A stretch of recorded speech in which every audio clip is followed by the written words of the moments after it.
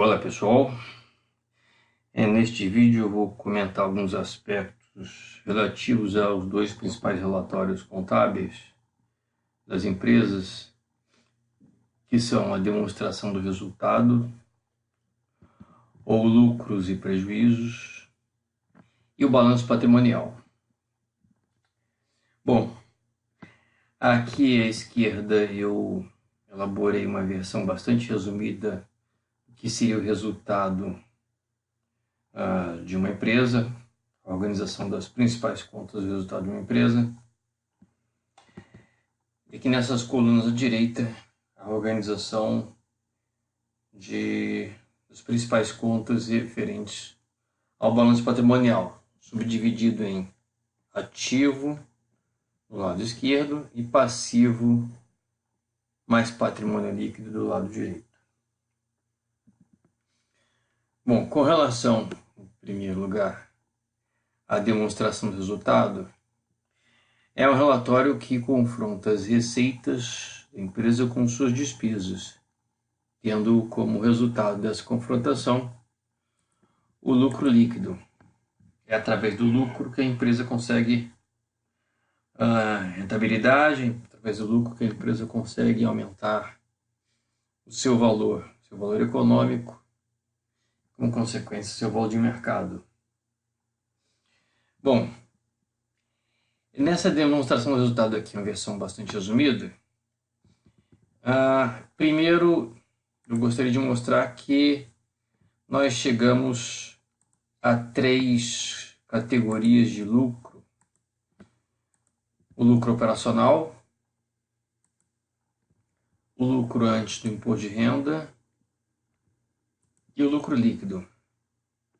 Antes de chegarmos ao lucro líquido, temos o lucro operacional, que também é conhecido como lucro antes dos juros e do imposto de renda, ou a sua sigla LAJIR, LAGIR.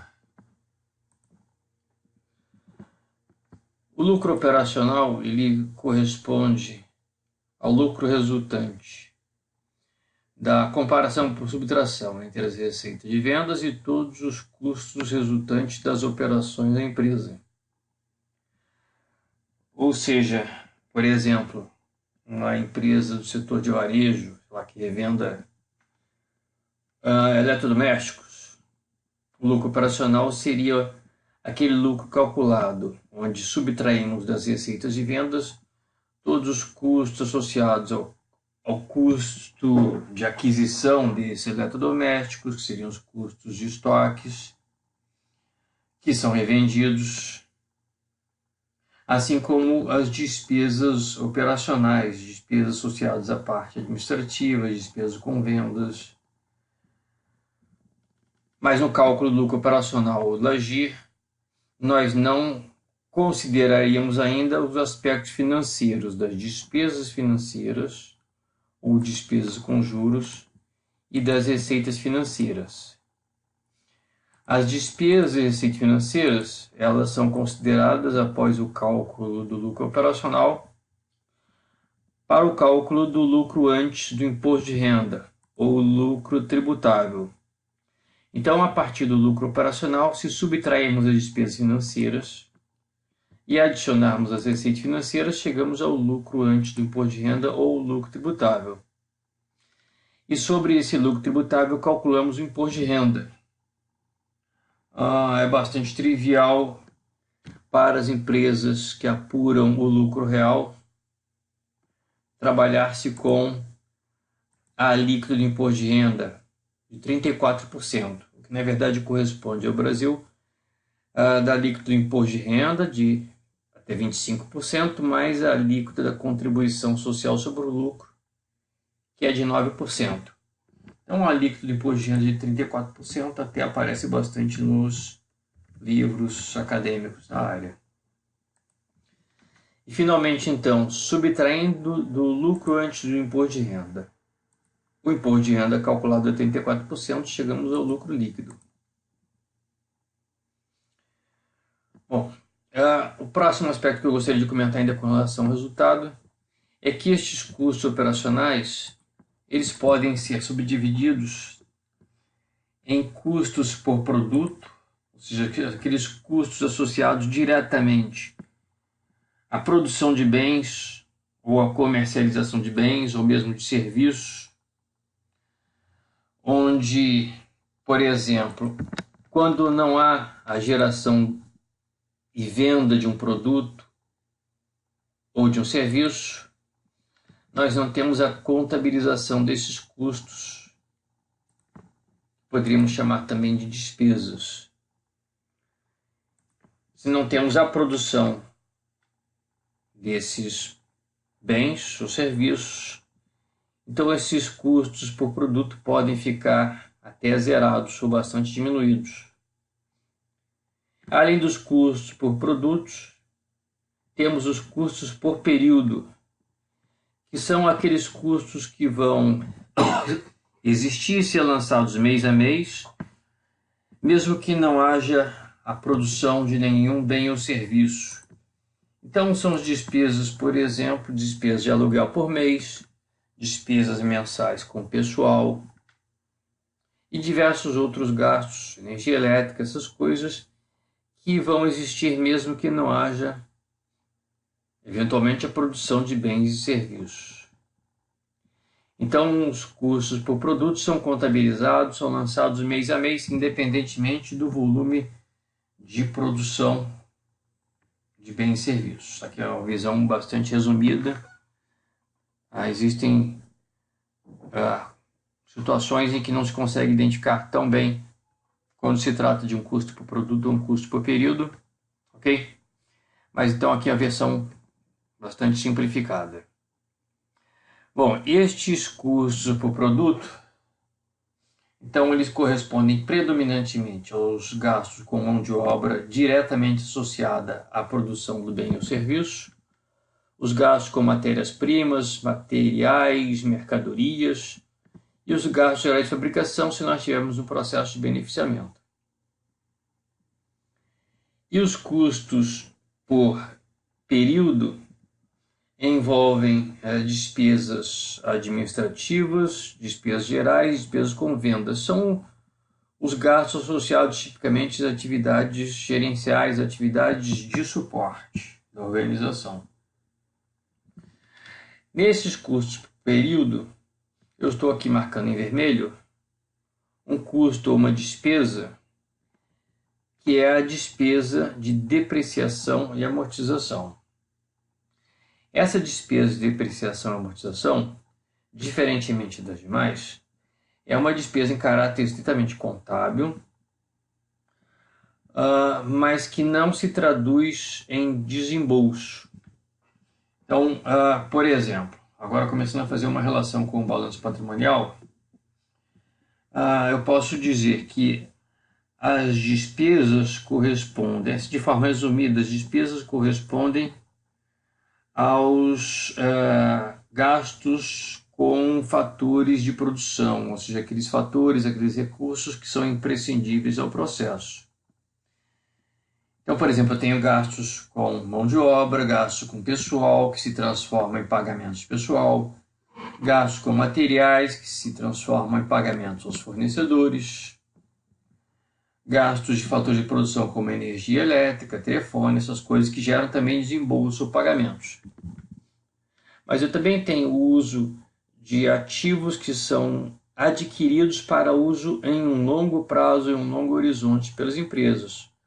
Como é o caso de quando a empresa adquire veículos, mobiliário, edificações, computadores, softwares. Esses ativos, eles estão sendo adquiridos para serem utilizados por um longo período. Por exemplo, o caso de um veículo, que seria adquirido para uso, teoricamente, ao longo de 5 anos. Não se pode lançar o valor da compra de um veículo como uma despesa, mas pode-se traduzir o valor de compra de um veículo em uma despesa de depreciação desse veículo. De forma simplificada, é uma técnica bastante utilizada no Brasil. Seria simbolicamente, supostamente, aquisição de veículos pelo valor de R$100 mil. supondo-se que esses veículos teriam um período de depreciação de 5 anos. Isso significaria que esses veículos gerariam uma despesa de depreciação de R$20 mil por ano. Essa despesa de R$20 mil por ano de depreciação de veículo, ela não se traduziria em um desembolso. Então, diferentemente das despesas com aluguel, com energia elétrica, com pessoal, as despesas de depreciação não são desembolsáveis, mas elas são contabilizadas porque correspondem a usos ou gastos de fatores de produção para geração de resultado. Ok? Eu vou começar a comentar um pouquinho como essas despesas e como as receitas impactam no comportamento das principais contas do balanço. Vamos primeiramente aqui às receitas. Quando uma empresa realiza a venda de um bem ou serviço, então ela obtém uma receita de vendas. Essa receita de vendas, sob o ponto de vista do patrimônio líquido, aumenta o patrimônio líquido. Por quê? Aumenta o lucro líquido. Então, receita aumenta o lucro líquido, aumentando o lucro líquido, aumenta os lucros acumulados da empresa, aumentando então o patrimônio líquido. Só que o balanço patrimonial ele se mantém equilibrado da seguinte forma: se essa receita é recebida, eu tenho como contrapartida o aumento de igual valor na conta caixa e bancos do ativo circulante. Mas eu posso ter uma geração de uma receita de vendas, consequentemente aumento dos lucros acumulados, aumento do patrimônio líquido, sem o recebimento de imediato, ficando a receber essa receita de vendas em data futura. Então, neste caso, eu tenho não o aumento do ativo circulante em caixa e bancos, mas o aumento de duplicatas a receber ou clientes. Se, por sua vez, eu tenho uma receita de vendas, onde uma parte das vendas é recebida à vista e outra fica para ser recebida em data futura, eu tenho aqui como consequência, como qualquer receita de vendas, o aumento do patrimônio líquido, e a contrapartida aqui no ativo é, em parte, o aumento em caixa e bancos, aquilo que é recebido à vista, e em parte, o aumento de duplicatas a receber, ou clientes, aquilo que vai ser recebido em data futura. Ok? Então, muito importante, observem que receita está aumentando o patrimônio líquido e está aumentando um ativo, mais especificamente o ativo circulante. O mesmo ocorre com a receita financeira. A receita financeira, como a receita de vendas, também aumenta o patrimônio líquido, aumentando os lucros acumulados. E essa receita de vendas aumenta o saldo bancário da empresa, aumentando o caixa e bancos. Ok? Com relação aos custos operacionais, as despesas operacionais, vamos por partes. De um modo geral, eu poderia dizer que todas as despesas que aparecem na demonstração do resultado, se elas forem contabilizadas e forem pagas, elas diminuem o caixa em função do pagamento. E o que ocorre com relação ao patrimônio líquido? Qualquer despesa, não importa de que tipo, diminui o lucro líquido. Se diminui o lucro líquido, diminui a acumulação de lucro. Então, diminui o patrimônio líquido. Okay? Então, se as receitas aumentam o patrimônio líquido, as despesas diminuem o patrimônio líquido. As receitas aumentam o patrimônio líquido e aumentam o ativo circulante, de modo geral. As despesas diminuem o patrimônio líquido. Como é que o balanço se mantém equilibrado? As despesas diminuem o patrimônio líquido e, quando são pagas, diminuem o ativo circulante, caixa e bancos. Então, se uma despesa é lançada no resultado e essa despesa é paga, há uma diminuição de caixa e bancos que se equilibra com a diminuição do patrimônio líquido. Então, se eu tenho uma despesa com salário, que é contabilizada, mas vai ser paga em data futura, eu tenho a diminuição do patrimônio líquido, mas eu não tenho a diminuição do caixa. Como é que esse balanço se mantém equilibrado? Toda despesa que é contabilizada diminui o patrimônio líquido e, se não for paga, se transforma em passivo, se transforma em dívida. Então, uma despesa contabilizada, uma despesa apurada e não paga se transforma em passivo.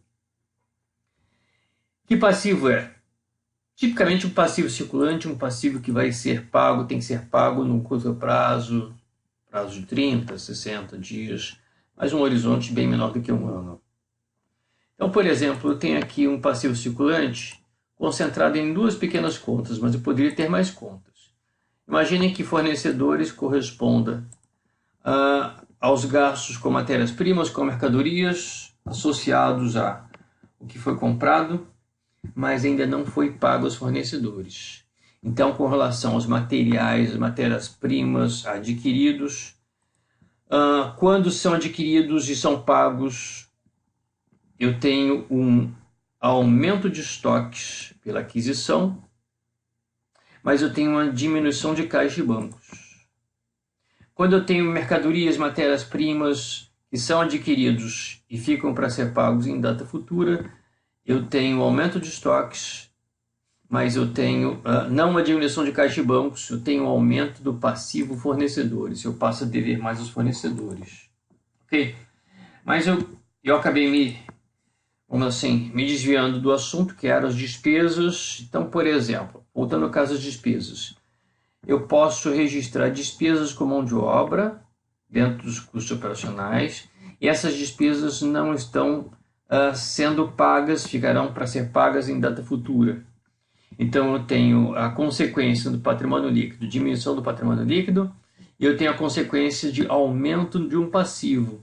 Eu posso dizer que contas a pagar estaria engordando em função da contabilização de despesas com mão de obra que não foram pagas ainda.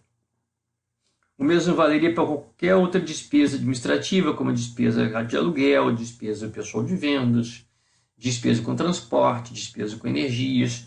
Todas as despesas que forem contabilizadas e não pagas se transformam em passivo. Podendo ser lançadas numa conta genérica, contas a pagar, ou eu posso ter uma conta denominada de aluguel a pagar, outra de salários a pagar, impostos a pagar, e assim por diante. Ok? Mas voltando à despesa de depreciação e de amortização. Eu comentei a despesa de depreciação, simbolicamente a despesa de R$20.000 de veículos adquiridos por R$100.000, que teria uma depreciação ao longo de 5 anos, uma depreciação linear ao longo de 5 anos. Então, simbolicamente, se a empresa lançar essa despesa de depreciação de veículos, essa despesa não se traduz nunca em uma dívida. Essa despesa, ela não vai sair do caixa, não é uma despesa desembolsável. Mas, como qualquer despesa, diminui o lucro líquido e, em consequência, diminui o patrimônio líquido. Como é que o balanço se mantém equilibrado? Essa despesa que nunca sai do caixa, ela tem um lançamento em particular no balanço patrimonial. No lado do ativo, no ativo não circulante líquido, eu tenho uma conta subtrativa, que é o acumulador das despesas de DIA. Então, toda vez que uma despesa de depreciação, por exemplo, é lançada, supostamente a valor de 20 mil por mês, eu tenho uma redução do patrimônio líquido em 20 mil e eu tenho uma redução do ativo não circulante líquido em 20 mil, porque eu tenho um aumento deste acumulador, que tem um sinal negativo. Ok? O mesmo ocorre com o imposto de renda. Se eu apuro o imposto de renda, se eu contabilizo o imposto de renda e ele fica para ser pago em data futura, o imposto de renda é uma despesa, eu poderia ter colocado aqui o nome despesa com imposto de renda, e sendo uma despesa diminui o patrimônio líquido. A contrapartida, se esse imposto de renda for para ser pago em data futura, ele se transforma ou em contas a pagar ou uma conta particular que poderia ser impostos a pagar. Se por acaso o imposto for apurado e pago no mesmo exercício, ele diminui o patrimônio líquido e diminui o ativo circulante, diminui caixa e bancos. Ok? Bom, ainda com relação a essa conta particular de depreciação e amortização, o ativo imobilizado ele é depreciado e o ativo intangível ele é amortizado. A despesa de amortização que estou apresentando é similar à despesa de depreciação. Então, por exemplo, se uma empresa, ao invés de comprar veículos, compra um sistema operacional por, sei lá, também R$100.000 para ser amortizado em 10 anos, a cada ano vai poder lançar uma despesa de amortização de R$10.000. O mesmo se a empresa comprar, por exemplo, uma marca ou comprar uma patente. Patente e marcas também são amortizáveis. Ok? Então, essas despesas de depreciação e de amortização, elas não são desembolsáveis. O seu lançamento no balanço se dá através de uma conta cumulativa com sinal negativo. Perfeito? Bom, ainda com relação à despesa de depreciação e amortização, nós podemos separar essa despesa dos demais custos operacionais. É o que eu faço aqui abaixo, onde no cálculo do lucro operacional, eu subtraio da receita líquida de vendas, em primeiro lugar, os custos operacionais, mas não subtraio a despesa de DIA do período. O resultado da subtração é o lucro antes dos juros, do imposto de renda, da despesa de depreciação e da despesa de amortização. A sigla LAGIDA, ou em inglês uma sigla bastante popular que é o EBITDA. O EBITDA ao LAGIDA então corresponde às receitas líquidas de venda subtraídas de todos os custos operacionais, exceto as despesas de depreciação e amortização. Ok? Para chegarmos ao lucro operacional, subtraímos do LAGIDA ou do EBITDA a despesa de depreciação e amortização do período. Ok? Assim chegamos ao lucro operacional, alcançando antes um lucro bastante importante nas finanças da empresa, que é o LAGIDA ou EBITDA. Esse lucro é muito importante porque ele é um indicativo parcial da capacidade da empresa em suas operações gerar fluxo de caixa, já que nesse cálculo, no seu cálculo, não estou considerando uma despesa de DIA, que é uma despesa que não sai do caixa. Ok? Então, para fechar uma última recapitulação com relação a receitas, aumentam o patrimônio líquido e aumentam o ativo circulante. Despesas diminuem o patrimônio líquido e diminuem caixa e bancos, o ativo circulante, se forem pagas. Se não forem pagas, as despesas diminuem o patrimônio líquido e aumentam o passivo, gerando uma dívida, ou aumentando o valor de uma dívida. E se for uma despesa de depreciação de amortização, diminui o patrimônio líquido e diminui o ativo não circulante pela engorda da conta acumuladora de DIA. Ok? Por enquanto é só. Um abraço.